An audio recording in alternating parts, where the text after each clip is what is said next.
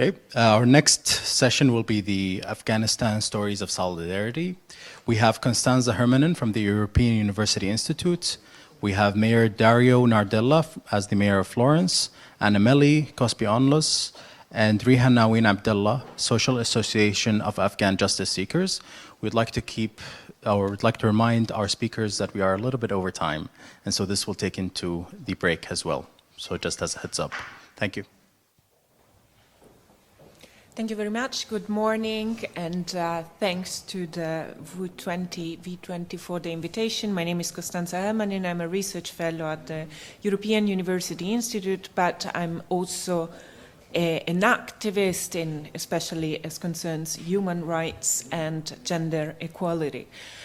This morning, I would like to take your suggestion and from the communique to pass from the value of values to values in action and give you a short example of solidarity in action, something we worked on this summer with the people who were part in this summer of this panel, and which has concerned the evacuation of some human rights defenders and past collaborators of human rights NGOs from Afghanistan.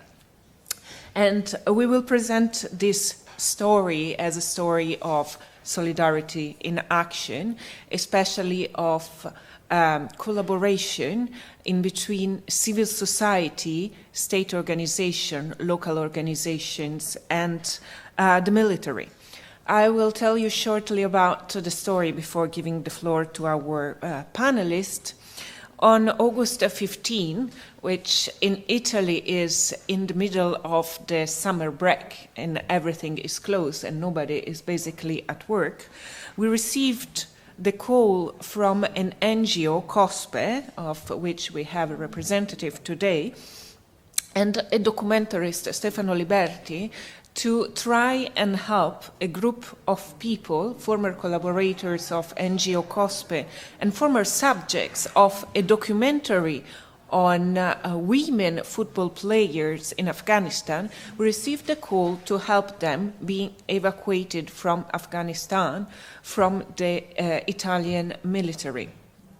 What followed was a continuous exchange of messages and connections that I myself tried to facilitate, but with the help of many others, to put together a list of people that needed to be sponsored by a local institution and by a local NGO in Italy in order to be approved by the Italian Ministry of Foreign Affairs for evacuation and passed to the Italian military for the active execution of the evacuation.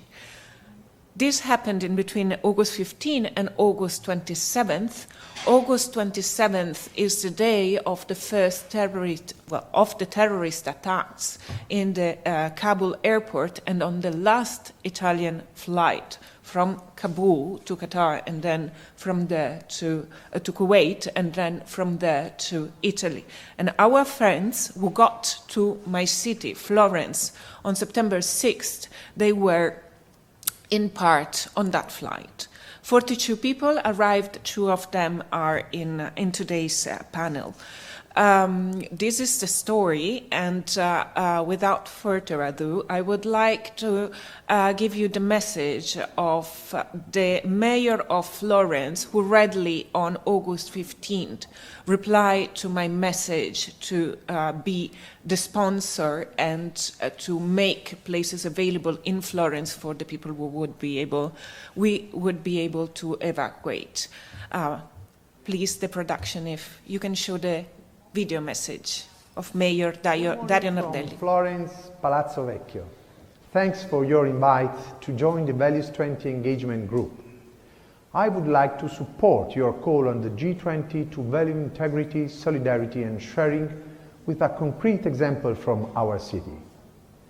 Today, we discuss solidarity, which is the value the city of Florence decided to uphold when we saw the dreadful takeover of Kabul by the Taliban. We have been given the opportunity to help by way of sponsoring some of the most exposed women and men who decided to abandon everything and flee their country. We know how difficult a decision that is. Thus, we have volunteered to offer them a new home in our city. For us, solidarity meant providing these persons with concrete help and a welcoming community. What happened this summer shows that when we really want to help, we can find a way around many obstacles. It is almost a miracle that our Afghan friends could get here, flying from Kabul on the last possible day, minutes before the terrorist attacks. This miracle is the product of a selfless collaboration of our city with the NGOs who have been working in Afghanistan in the past and other government institutions, including the military. 42 people have arrived in Florence. We hope that the warmth of our community will make them decide to stay until they will have a chance to go back to their homes and the beloved ones. We really hope they will get a chance to get back. Anyone deserves it. When I was first contacted to help them in the middle of the summer, I didn't know what housing resources we would have, but I did know that our community had the moral resources to help. And it did happen. And we are doing our best to provide all the families with the opportunity to thrive in our city. I hope that this example will inspire governments on the Afghan situation and many other situations where small actions can make a big difference. Thanks for giving us the opportunity to tell this story, which enriched our souls a lot, and we are happy to share with others. Thank you so much, and good job. Thank you, and I thank again Mayor Dario Nardella for his commitment to this action. The NGO which linked all of us is called COSPE and is based in Florence. I would like to give the floor first to Abdul Wadud Ghaffori, who has been working for COSPE in the past in the context of the Afghan Human Rights Action and Mobilization project led by COSPE. Abdul was the accounting and financial manager of the project, and he has been working with many other organizations. But in the context of the evacuation, he was our hero, going out with the Italian military to recognize some people among those who were on the Italian list. Some of them he never had seen before, but he had seen in the pictures that we have been sending them. So, Abdul, I would like to give you the floor for 5 minutes to tell us about this experience, courageous experience, and also your considerations on the solidarity you found in Florence, hopefully. Yeah, thank you very much. Hello, everyone. Let me thanks on behalf of all Afghans who have been evacuated to Italy. We are really happy, and we are thanking COSPE and the Italian government who supported us on the real time that we needed. So that was quite difficult situation for us. Like, we didn't expect Afghanistan to be collapsed in just a days. And we were witness of the people, how they were shocked of the situation. So all we were like lost our hopes. The people were they didn't know where shall they go. They were in the streets. Some of them were going back to the far provinces. Some of them were in the airport without any documents. So the people who have worked with the NGOs especially for the human rights, for the women's rights, and for the foreigners. They were scared of their lives, and we were scaring of our lives, and that was a most difficult situation for us when on 15 August Afghanistan was totally collapsed. On the day that we went to airport, that was the most difficult situation of our lives. That we were there for almost 2 days, and the coordination that we did, among thousands of the people, that was very difficult for us, to be honest, to get together with all the Afghans and to join the group and to came to Italy. That took 2 days, and that was very difficult for us. And among the place that had capacity of only 10,000, believe me, there was more than 200,000 people. And they came to the other countries. They wanted to flee Afghanistan, and among us there was children and the women that they were pregnant, the girls, and we didn't have access to the basic needs for the meal, for everything. That was the very difficult time for us. And on that day, the Taliban published a statement saying that we forgive all the people who have worked with the NGOs, with the women, girls, everyone. But we didn't believe. For the past 20 years, they killed the people who have worked with the NGOs, with the women, with the army, with all the people. Like, we didn't trust Taliban anymore. And for those days that we were there, still they were searching people who have worked with the military, who have worked with the NGOs, especially worked for women's rights, for the human rights. And I was witness of those cases, that they had photos of those people that they have worked with the NGOs and for women's rights, the activists. So they were just looking for them to just get them, and they were killing all the people. And security situation in Afghanistan still, it's not good. Taliban published a statement saying that for the Minister of Higher Education said that all the people who have did their education in the past 20 years, we will not consider them. So that's invalid for us. Even they will not count them as a human. So when they don't accept the people that they have worked for the past 20 years, it means their future is completely destroyed. And they are saying that the education is not important for us, just important to be honest. But I think being honest is not sufficient. You have to be well educated. You have to be well known that in order to have a bright future. So nowadays the people that they are left in Afghanistan, they are scared. They left their houses and they are living in another houses. They are hidden because of their lives. Like in Afghanistan, all the people knew that who are working with which organization in which positions, and now that the Taliban came, so we all know who have worked with the people. Thank you. Thank you, Abdul, for your testimony. And you end up on a point which is important to us, and to give the floor to Reha.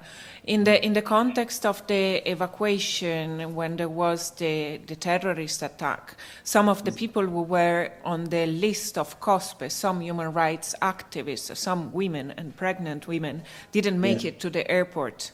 They remained there, and we are looking carefully about their situation now, trying to understand whether the value of solidarity will be upheld by the governments by creating some channels for them to be protected on site or to be evacuated through humanitarian corridors.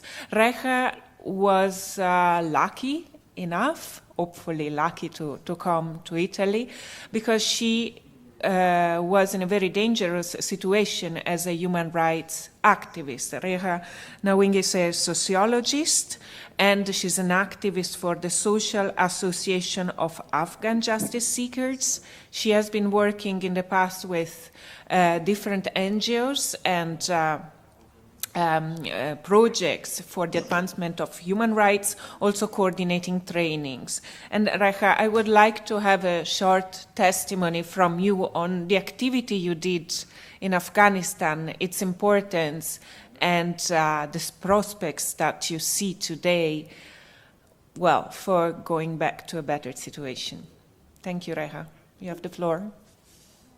Okay, thank you so much, and hello to everyone.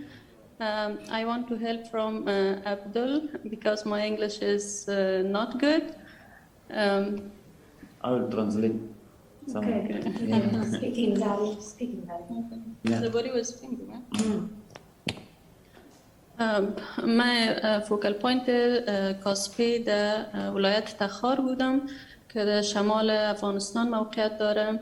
البته وظیفه ما اینمی حمایت از مدافعین حقوق بشر که دو جمع معلمین، ژورنالیست‌ها و زنایی که به حقوق بشر مخصوصا به خود زنها کار میکردن، ما اونا را حمایت میکردیم و که دی تخار یکی از ولایت‌هایی بود که در اوجه جنایتکارا یعنی دست باز داشتن و حکومت غنی هم چندان توان در اوجه نداشت و Yes, that's a little more. She was working with COSPE in Takhar province, where they were working and supporting for the women empowerment, for the journalists, for the women that they didn't have access for their basic rights, for the teachers. And the Takhar province was a province where more criminals were there, and they were imposing or implementing what they wanted. So she was working there with COSPE and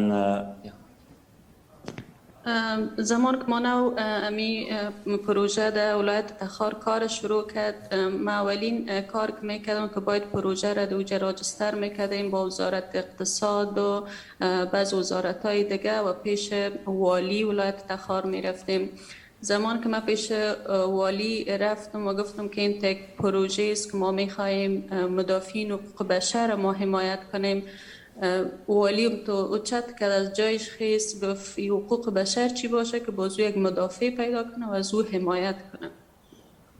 When we were registering our projects in Takhar province, she went to the government of Takhar and asking them that we are supporting the human rights defenders or women rights defenders. He was shocked and he said that what is human rights and what's women rights defenders? We are not going to recognize them and we are not going to support them. یعنی دو زمان البته طالب نبود و کسایی بود که خود دموکرات میگفتن، ولی امو افکارشان افکار ضد زن و افکار ضد حقوق بشر بود. The Taliban were not there, but the people that they were working with the government, some of them they had the opinion that were against the women's rights, against the human rights, and they didn't support the organizations. ما کارای می پروژه را یعنی با معلمین و ژورنالیست ها اونا به تماس بودیم و همیشه از اونا حمایت میکردیم. اگه به اونا کدام مشکل وارد میشد ما امرای دفتر عمومی که در کابل بود امرای کاسپی به تماس میشدیم و مشکلات از اونا رو بهشان بیان میکردیم. I mean, you are working and supporting teachers and women. And whenever there was any major problems you are contacting the COSPE office in Kabul. کار در ولایت افغانستان دمون زمان که دولت یعنی صدای خود بلند میکرد که به خاطر حقوق بشر اینا کار میکنه در او وقتا مشکل بود و بعد از اینکه آیسته آیسته البته در ولایات پیش از اینکه طالبا افغانستان بگیره طالبا در اوج دست باز داشتن و روز به روز کسایی که با حقوق بشر کار میکردن فعالین جامعه مدنی اینا را روز به روز تهدید میکردن. Working there was quite difficult for us. Even the Afghanistan was not collapsed, but still they were threatened by the Taliban for being working with the NGOs for the women's rights and for the human rights. That was quite difficult for us to work. بعد از آیسته ما یعنی از زندگی خود اراز داشتیم که مثلا خود ما شخصا تهدید کردن که دیگه خودت نباید کار کنی به خاطر که من اگه دولت سوالیا میرفتم شوهرم همراه میرفت به تنهایی نمیتونستم و وقتی که تهدیدا زیاد شد ما 2 ماه پیش از اینکه طالبا به افغانستان بیاد تخار جنگ شروع شد و ما به کابل آمد. And many times I was threatened for leaving my job. And when I was going to the hard districts of that province, so my husband was supporting me. He was taking me to those provinces, but due to many threats, before 2 months before of collapse of Afghanistan, I came to Kabul. Reha, I thank you here and for the story, but especially for what you have done in Afghanistan. And I really hope that we will all be able to support this activity of yours from here and to improve the situation back at home. And we are really committed to helping you to continue this. I would like to give the floor last to Anna Meli, who is there with you. Thank you. Because Anna is the architect, to some extent, of the evacuation, together with her colleagues and Stefano. Anna, we are not done yet. There is still work to do for the people there, and I would like especially to give you the floor for some asks that from the V20 can go to the G20 for the people who are left in Afghanistan and who are in danger. Yes, thank you, Constanza. You are right. We are still working for our colleagues, our friends that are still there. And Abdul and Rea told you that the list of colleagues of COSPE was much longer. And so we are still working very hard together also with you. And I'd like to thank you in this occasion because you are really supporting us a lot. But we still need the support of the Italian government and all the European community and all the international community because these persons are really at risk of life.